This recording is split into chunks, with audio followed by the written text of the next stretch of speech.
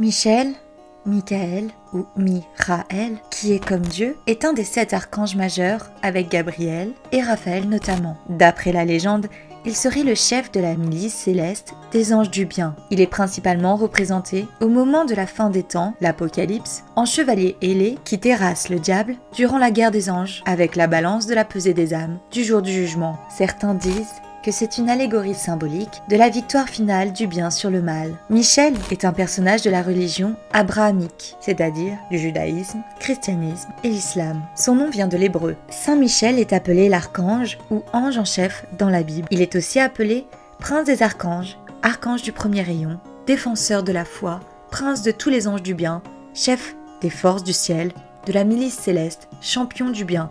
Alors je sais, beaucoup d'entre vous sont athées. Mais aujourd'hui, là n'est pas la question. D'autres me diront, mais pourquoi un besoin de hiérarchie en haut, entre guillemets? Eh bien apparemment, notre manière de façonner les plans supérieurs, s'ils existent, n'aurait rien à voir avec la soumission ou subordination que les humains aiment à opérer entre eux.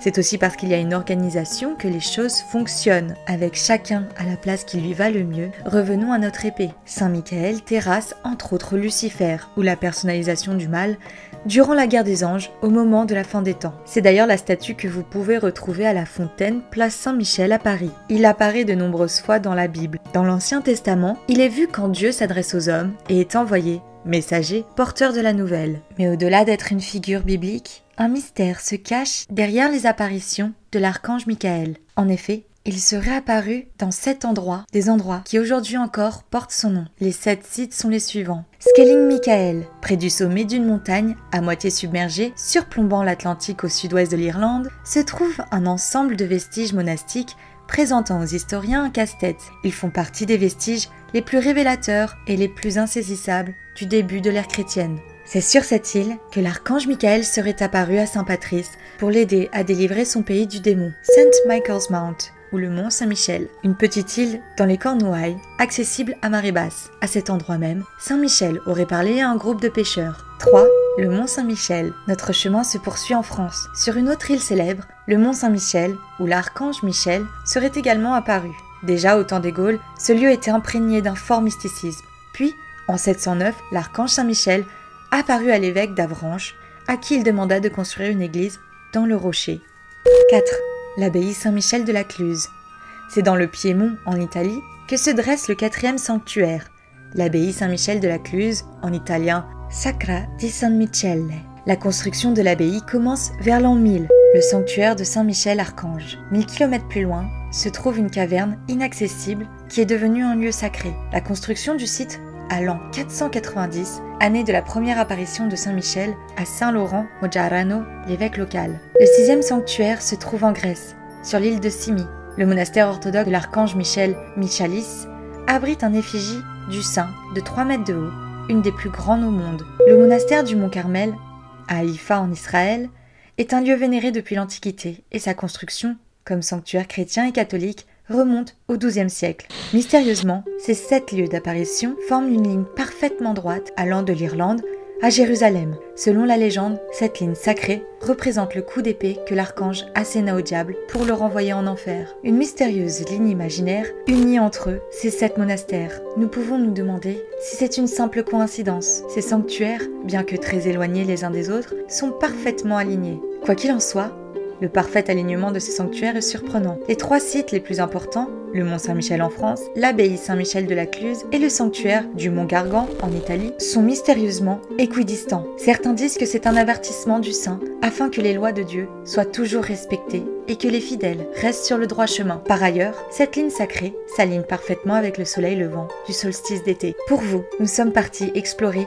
l'abbaye Saint-Michel de la Cluse, où vers 980, l'ermite Jean-Vincent Giovanni Vincenzo, disciple de Romuald de Ravenne, s'est installé au col de la Cella sur le Monte Capraggio. L'archange Saint-Michel lui apparaît et ordonne de reconstruire l'oratoire sur le mont Pirciriano. L'abbaye est probablement fondée vers 983 par Hugues de Montboisier le Décousu, avec l'appui de la famille Ardouin. Saint-Michel de la Cluse, une des abbayes bénédictines les plus célèbres, figure aujourd'hui parmi les plus importants ensembles architecturaux de la période romane présents en Europe. Sa structure est tout à fait particulière. Les masses rocheuses, accidentées de la montagne, viennent se fondre avec l'ensemble constitué par le soubassement. Mystérieusement, nous pouvons retrouver de nombreux symboles alchimiques, dont le triskel, celte. Les gravures laissent apparaître des sirènes et hommes marins, des bêtes légendaires telles que des griffons, phénix et une multitude de gravures de fleurs enfermant une géométrie et numérologie sacrée. La particularité de cette église, outre son architecture extérieure, est de s'organiser autour d'un escalier central, baptisé l'escalier des morts, où les illustres habitants du monastère étaient autrefois enterrés. Aujourd'hui,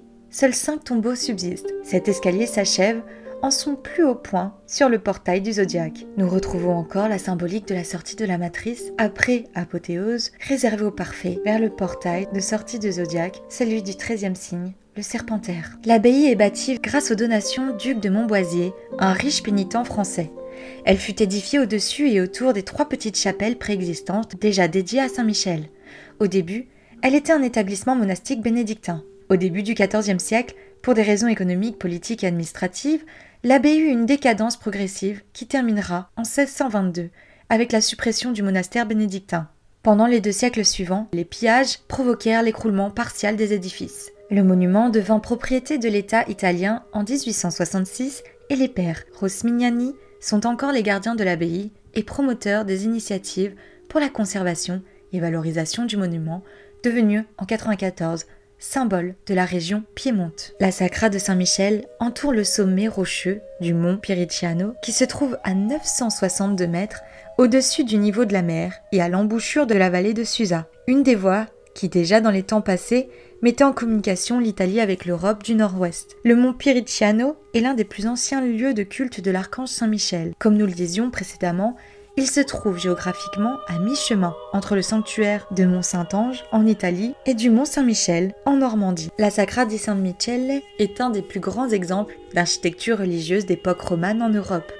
Elle est le résultat de constructions, démolitions et agrandissements qui se sont produits au cours des siècles. L'embasement soutient la partie orientale de l'église avec 3 absides en pierre verte dont l'abside centrale se termine par une loge romane très raffinée. Le portail, surveillé symboliquement par des lions gravés sur les chapiteaux, marque le début du chemin physique et spirituel qui amène à l'église. L'escalier des morts, lieu de sépulture des moines et bienfaiteurs de l'abbaye, se déroule autour du pilier central qui a une grande importance structurale.